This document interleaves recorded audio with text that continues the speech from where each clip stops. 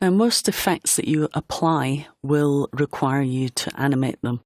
If you want to follow along, open up Effects AEP and you can follow me. If I select this background layer here and preview that, you'll notice that the video of the dancing girl obviously is animated, and the bubbles are created by an effect which animates itself. The bubbles effect will go through a procedural animation without you having to set keyframes.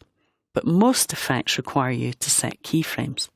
So in this lesson, I'm going to show you how we created the animated stripes in the background by animating properties in the Fractal Noise plugin.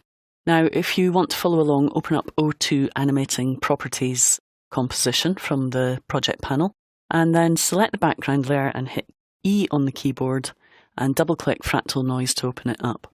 Now, at the moment, what I've done is I've just adjusted some of the properties, and if you want to see which properties I've adjusted, select the background layer, double hit the U key, and you'll see that I've adjusted the fractal type to max, the noise type to block, contrast and brightness. So those are the only 4 things that I've actually changed for this effect in order to get these stripes. So now we want to animate them. Now, everything that you see with the stopwatch in the effect control panel is animatable over time.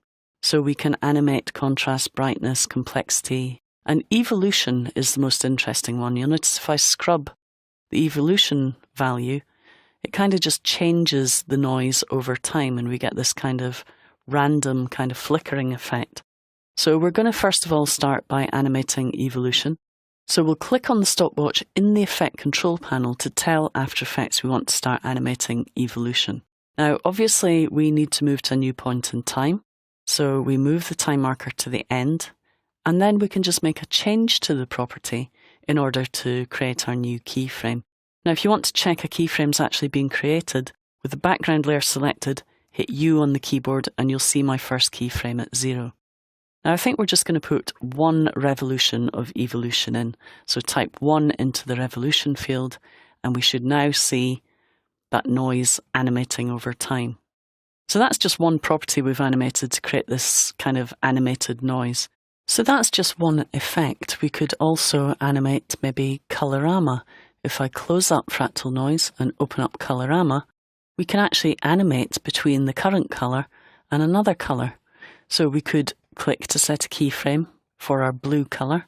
And then maybe what a good idea would be to do is to move to the end and set an identical keyframe and then make it go orange in between. Now you'll notice if I click on the stopwatch again up here, that's just going to remove my keyframes. Let's just watch that again. I'm just going to undo that. Hit U on the keyboard to see the keyframes. There's the keyframe I created at the beginning. I move to the end. If I click on the stopwatch, basically the clicking of the stopwatch is just actually removing or adding animation, same as how it happens down in the timeline.